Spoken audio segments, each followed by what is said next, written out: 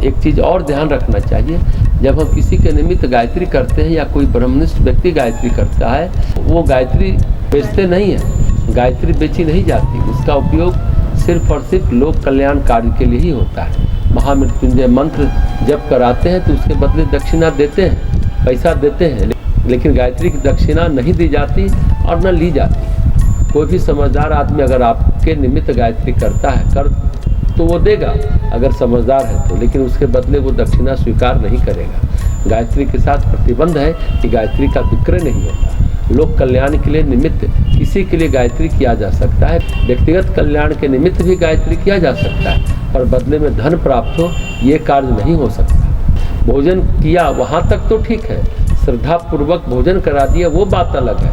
पंडित जी अगर गायत्री के साथ नापतोल करेंगे तो फिर आचार्य नहीं है।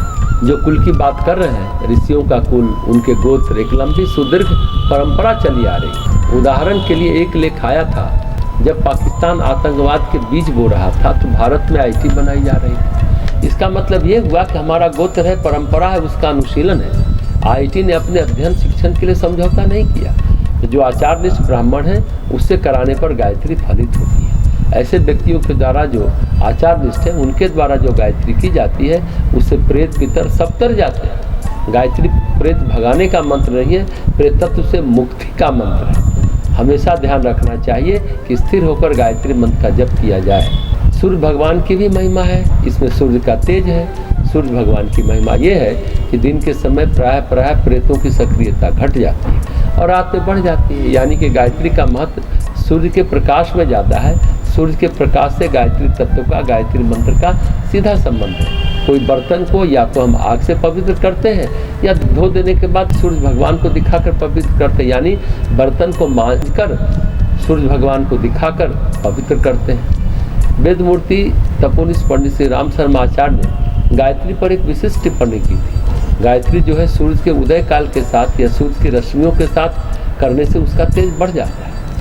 यह स्पष्ट है कि गायत्री का प्रकाश सूर्य की रश्मियों के साथ बढ़ता है, इसलिए जहाँ तक बन सके सूर्योदय से पूर्व यानी उत्तम संध्या वह है जो आसमान में तारे हों, मतलब ब्रह्म मुहूर्त में। सूर्य अभी उदय नहीं हुआ यानी लालिमा छाने वाली है, उषा काल से पहले संध्या करनी चाहिए, सुबह की संध्या करनी चाहिए, वो उत्तम काल है। लाली जब निकल गई वो मध्यम संध्या है। उसी तरह सायं संध्या के लिए उत्तम समय है कि अभी सूर्य डूबा नहीं है, डूबने वाला है, लालिमा है, अस्ताचलगामी है सूर्य।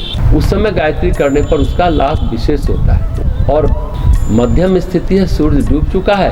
और कनिष्ठ संध्या वो है जब तारा उगने पर यानी सूर्यास्त के लगभग 1 घंटे बाद भी गायत्री जपी जा सकती है, लेकिन वो मध्यम स्थिति है। मध्याह्न संध्या भी होती है दोपहर में, प्रायः लोग अब सुबह और शाम ही कर पाते हैं। दोपहर वाली संध्या प्राचीन काल में होती थी, अब प्रायः लोग दोपहर में नहीं कर पाते, ऑफिस में होते हैं, कठिनाई में होते हैं।